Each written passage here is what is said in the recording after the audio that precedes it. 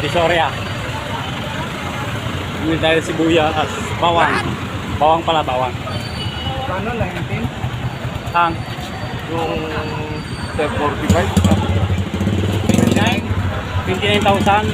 Wow. 23 pesos.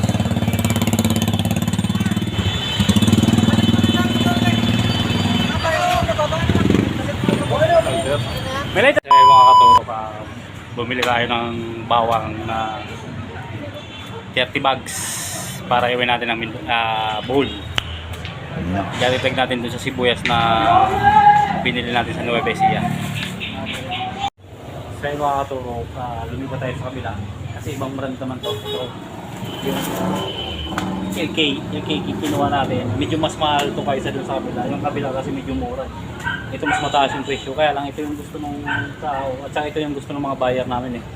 Kaya kukuha tayo nito ng 45 sacks, tas yung kabila 30 sacks.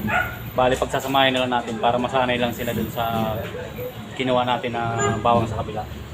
45 bags nito, 30 bags sa kabila. Tayo nyo lang muna mga katorok.